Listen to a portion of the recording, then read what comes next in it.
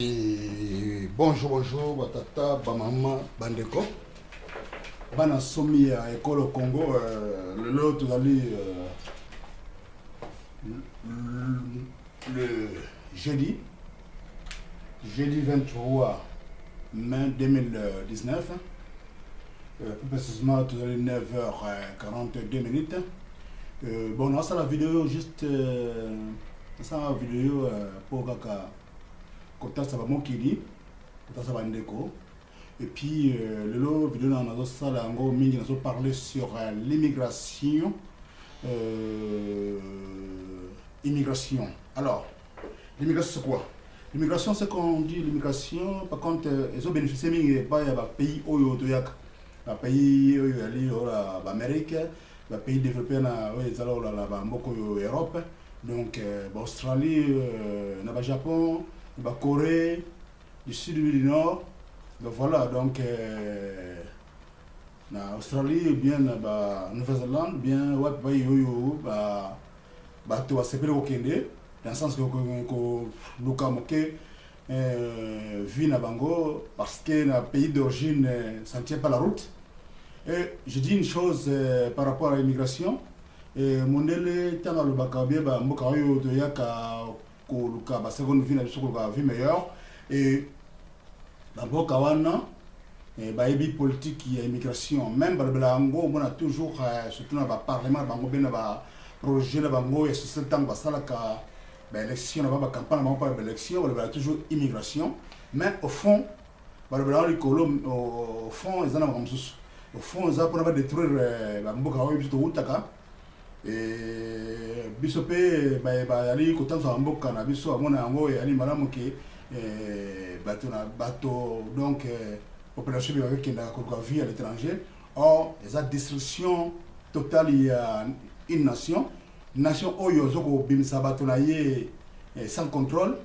sans que yemoko eba ko gérer bango ou bien tena bana mission baya ko zo ba formation ba son capable ça la mboka mais maintenant parce que ça tient pas na mboka na ye c'est plus que ya bima aga vie ailleurs quelque part ça toujours perdre à tout ébélé ba valeur ébélé se dit à quoi parce que mona moto mususu ana tellement bien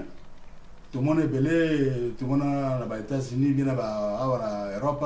ou bien na Canada. Moi rien na mboka na ye na pays d'origine na ye mais là comme na Canada na États-Unis bien na Europe na France Belgique Allemagne Suisse ou pays na kaka na ba continent européen bona moto penza ba tana mo pa ke ba valeur na ye ya like mboka na ko bénéficier na ngo mais et ils ont bénéficié na mboka so sika ya kombeli. Pourquoi? Parce que juste c'est ça politique d'immigration mondela lo belango que bah les immigrés wana zali ba blabla mais au fond ba biki yali za arme moko monene o yali pour détruire ba mboka oyo biso zouta ko détruire Afrique ko détruire sikali so immigré bazouta que ce soit en Afrique que ce soit na ba pays monérien que ce soit na ba Amérique latine. Donc voilà, même mingi immigration ils ont détruit mingi ba continent africain. Et pourquoi? Parce que juste l'Afrique va mal jusqu'à aujourd'hui. Ce n'est pas seulement le cas de mon pays, mais c'est le cas de toute l'Afrique. L'Afrique noire, ça ne va pas vraiment. Ça ne va pas, ça ne tient pas la route vraiment. Ils n'ont pas si parce que juste tu es payé en Mboka, le lot, mingi payé en Mboka, soit disant par exemple, na homme de métier depuis Mboka. Il y a pas mal de métiers, à part l'électricité au Nassala dans l'école, mais il y a l'achetage dans l'école, construire dans l'école, un peu de la maison dans l'école. Donc voilà, et puis moi, pour le vraiment, cause la domaine la mécanique, côté la paix, côté Samona, donc économiquement, je vais en Boka, quand il y a un peu mingi, na musana sana en Boka, mingi ça toujours dans le domaine, voilà, la maçonnerie, l'électricité. Vraiment le bâtiment, le domaine de bâtiment, plomberie, plaquiste, menuisier, donc voilà donc on est donc bilo qu'on a quelque part ce qui va mboka et toi madame ce qui va créer l'emploi nous avons déjà coopéré à partir de mboka nangai mais ils ont destin mais moi je dirais une chose na ba konzervation mboka partout en Afrique je dirais une chose qu'il faut quand même, lorsqu'on met un dirigeant à la tête du pays, ou bien dans la place sur le Parlement, dans le ministère Moro Songolo Pakala, bien au gouverneur, ils allaient pour détruire Mboka, ils allaient pour porter quelque chose de mieux pour le développement Mboka, pour Mboka qui est le bosso. Ce qui est au Mboka, c'est que petit cadeau dans Mboka, mais ça qui est dans le sens que pour Mboka qui est le bosso, et là, tout le peuple a bénéficié de l'ango, bien Mboka est bénéficié de l'ango. Donc voilà. Donc, chacun mon conjoint pour s'enrichir, mais pour détruire Mboka, non, mais il y a pour Mboka et les bosso pour Mboka et ton maman, voilà, bah, un tel bien mon conjoint tout ça dans Mboka pendant mandat naïe, tel est le coton, tel est le sata, non, mon développé. Donc, c'est ça là. Donc, voilà, donc, ce qui est comme développé, soit bon, ce qui est les bosso quand même, mon tenue, ça c'est aller à quoi aller. Na mama kazo zo bien salaire ou na masala ya koli be tangeli zo sala ko zalete aluka vie sur na place mieux sur na kata ko ya mboka na ye mais ce qui ali to soko biba to zo ya banda mboka wana mboka zo nga toujours sima na vitesse moko impossible. Donc c'est pour cette là on a kaka mbela na beti juste côté c'était immigration za ko détruire mboka obsolète. Donc, quelque part, et ça, un des mois, et puis, on a apporté, on a connaissance dans l'ango, on a ça dans l'amboka, et on a ça dans l'étranger, du coup, ça passe, voilà, donc, immigration, dans le sens que mon délai, sur le barreau, elle est juste pour faire distraire des sauts. Pour faire distraire la population, pour faire distraire on a vu sur Mboka, donc en général pour faire distraire, il y a une chose qu'on immigrer vers Mboka. Donc voilà, parce que on a cet exemple Moko, Bisso, tout ça va immigranté parce que juste surtout les immigrants on là va ndeke ozo immigranté, ozo immigranté pendant l'été il y a la poto. Et pendant l'hiver, qui vers le sud, le nord et Afrique, pour qu'on a une température normale, ils ont été, ils ont la saison qui était comme le monde. Ce qui peut hiver, été comme un boka, nous avons appelé ça Bangoma et Lewana, il y a une période. Du coup, tant qu'on a appelé été, tant qu'on a madame Mikila Pote dans l'Europe, en zone, immigrer vers l'Europe. Donc, parce que la balance de Afrique, Europe, donc, dans le sens où l'Europe immigrateur, les abangos, parce que juste, soit les Némois, mais Dengue, Tokyo, Nabanyama, Nabanza, donc, ça, qui, ton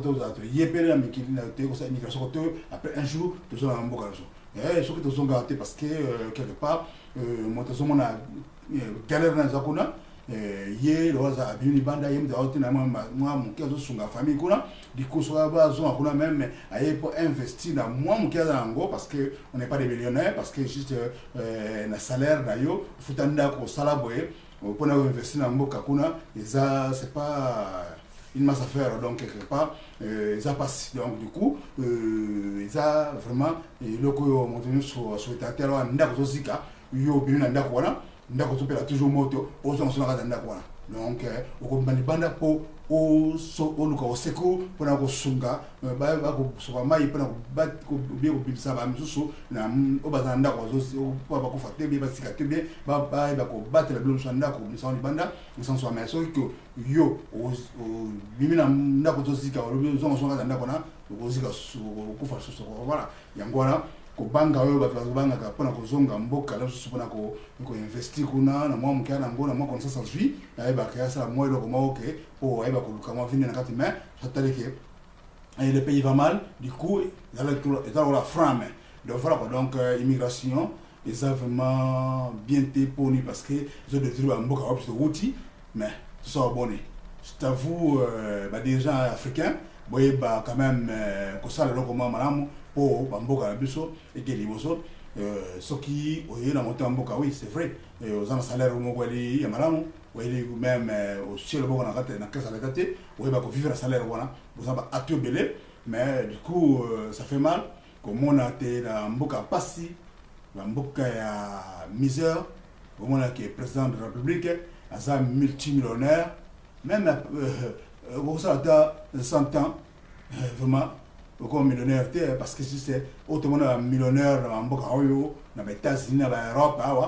il y a beaucoup de ça, il y a 4 générations. Tron a combien de millionnaires qui ont été Tron, c'est son père qui a travaillé, il a payé sa salle, il y a un multimillionnaire, donc voilà, donc ça a des pères et fils. Donc, il y a une génération, donc, il y a Coco qui tient le Bakololo. Donc, mais, oui, il y a en Afrique, millionnaire, au monde, on a 50 millionnaires, vraiment, et puis, en gros, vous voyez que na Suisse, na Panama, la banque qui est contrôlée en côté. Du coup, on a un juste au Kofi et tu vas aller prendre la banque. Donc voilà. Parce que un bon gana, soit un bon gana, soit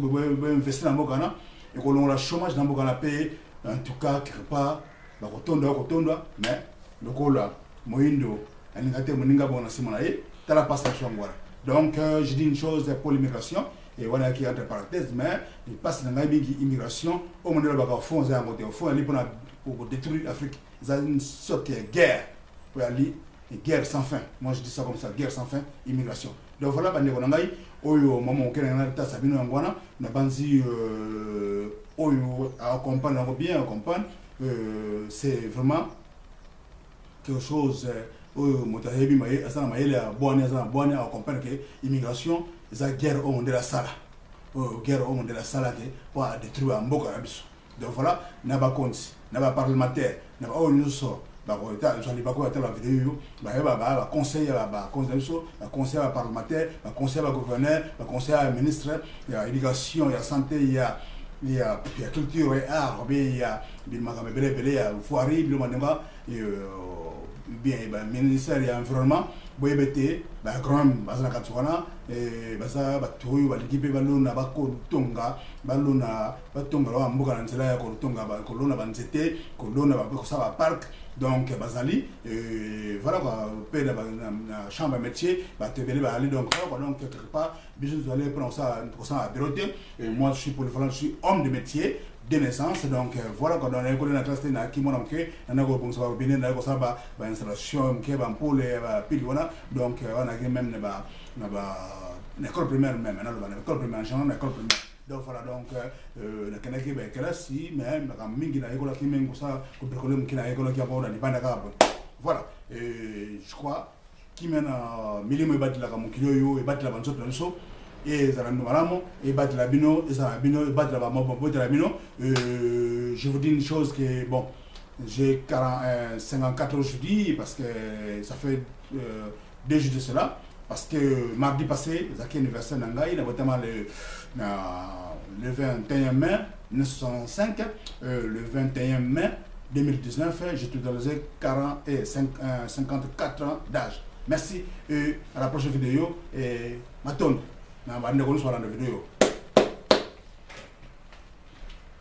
Voilà, c'était ça.